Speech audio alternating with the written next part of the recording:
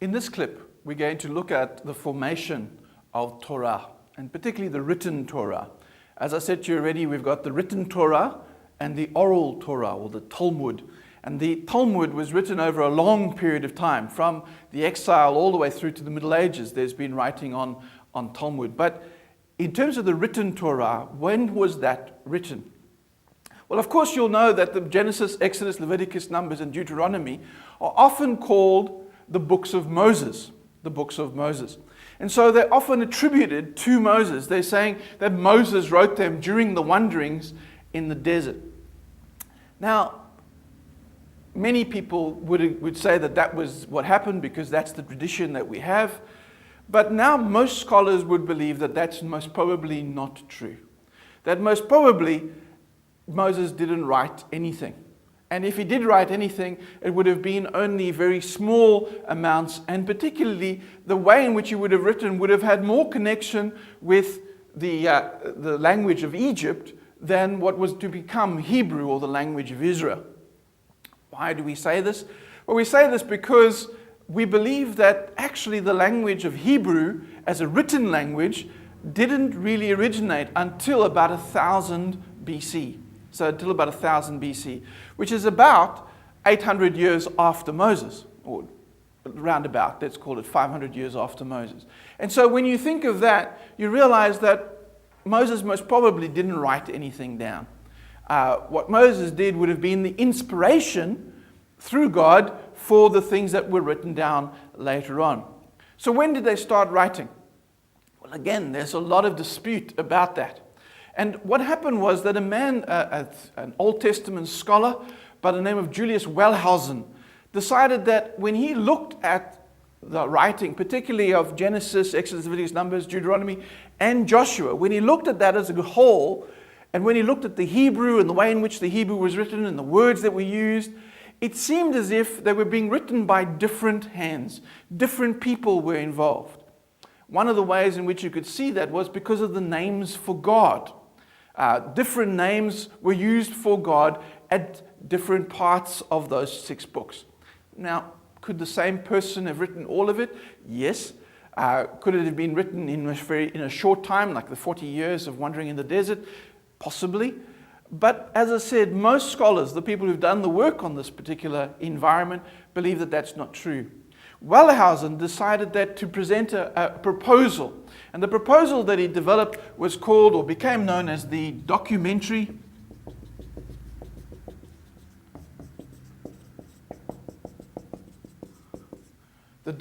hypothesis. The documentary hypothesis. Now, hypothesis means that you've made this up. Okay? So there's no proof for this. In fact, the only proof we might have one day is if one day we all meet in heaven and we can ask Moses directly. That would be the only proof that we can have. But for those of us who are going to still be here for a while and still have to work with the scripture, we can say that the documentary hypothesis is one way of understanding the formation of the written Torah. What the documentary hypothesis was all about, essentially, was that the writing of the Torah happened over a long period of time and was done by different people, either individuals or groups of individuals who had a similar way of thinking. And what happened was that by the time we get to the exile in 586 and post that, is that all those writings have been gathered together. Some are added at the time of exile and then put together into a form that can be used properly or can be presented to the people, like Ezra does in his book. So what that documentary hypothesis said was that there were at least 4 different writers. The first writer is called J, and J stands for the Yahwist. The Yahwist. Now the Yahwist, we believe, the reason why we call him the Yahwist is because he calls God by the name Yahweh. And so we can see some of his writing through the use of that word Yahweh, a very ancient word, a word that predates Judaism for connecting with the elemental God, the God who is the great God or the creator God. And so we've got the Yahwist. We believe that the Yahwist potentially wrote during the time of the kings. So King David, King Solomon. So during that period would be the time, in fact, where we could say Torah begins to be written and written down. I'm not saying that the Torah didn't exist prior to that, because of course it did, but it existed prior to that more as an oral tradition than as a written one. So the written tradition really begins to develop in the time of the Yahwist, which is the time of the kings. And so you've got the Yahwist, who's very earthy. You can imagine that if it's in the time of the kings, it's in the time when they had the land, when they had a people, when they were basically at peace. Yes, they had skirmishes with the smaller tribes like the Midianites and the Amalekites and so on, but essentially they were at peace. So it was a time of consolidation, a time of actually having the covenant lived out. That was the Yahwist. The second one is called the Elohist. And again, it's named after what they call God, which is Elohim, is the name for God that the Elohist uses. And the Elohist is a little bit later. So really it's in the time of Judah, the time when the northern kingdom has been destroyed and the southern kingdom is continuing. And the Elohist is writing during that period. It's a period of upheaval. It's a period when things aren't going quite as well as they could have gone. And also there's the specter of now the big nations, the big empires around Israel or around Judah that are now beginning to impinge upon them. And they realize that there's trouble ahead. That's the Elohist.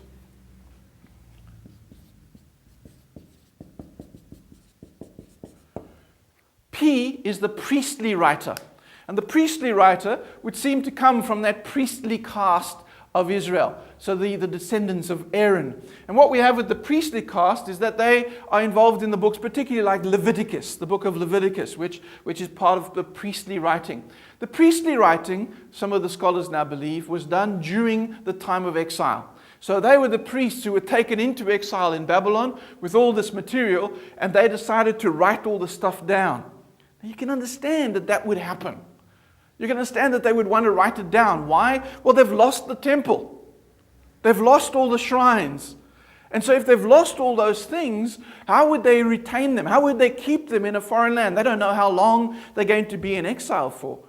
There's still the hope that one day we'll go back to Israel. One day they will rebuild the temple. And when we do, we need to be ready. We need to have all our things together. We need to have all our ordinances, our rituals, all written down well. And so you can see that the priestly writer has their eyes focused firmly on God. Not on the land, not on the people, because they don't have those things. What they do have still is their relationship with God. And so they want to write that relationship down and the connections with it. And so the priestly writer writes those connections there. The next one is called D, which is the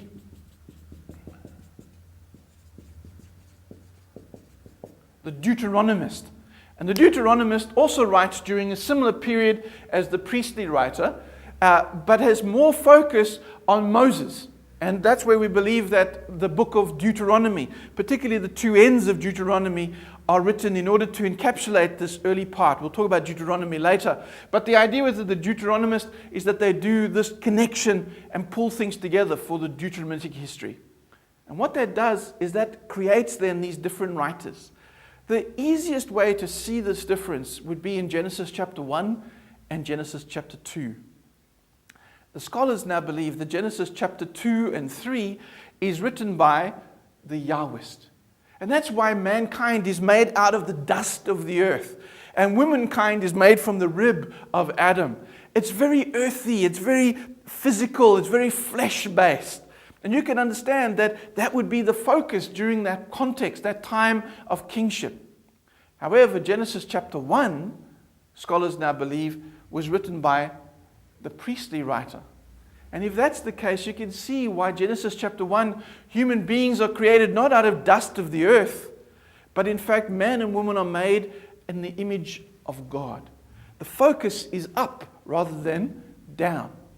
And so you can see how the effect of who's writing Torah has a great effect on how we interpret Torah, how we interpret what the Torah was beginning to say. And not just the Torah, but also the former prophets, which we'll talk about in module 8. So this theory is called the documentary hypothesis. And it adds one more element to it, and that's called the Deuteronomistic historian. Sometimes he's called DTRH. And what he did was he took all these elements, so from J and P and E and D, and put them all together in a cohesive whole. Just like you would do with your family stories. You might hear from your auntie and your uncle and from your grandfather and your grandmother, and you may hear from your friends. And what you do is you take all those stories that you've heard, sometimes about similar things, and you bring them together. And some of them you will change them slightly so that they fit together nicely, and you would write some of the commentary in between them so that it becomes one cohesive story. That's what happened during the exile. And so what we find is that by the time they go into exile, all they have are fragments, are pieces of Torah.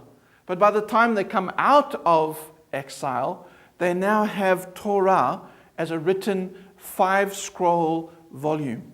Genesis, Exodus, Leviticus, Numbers, and Deuteronomy.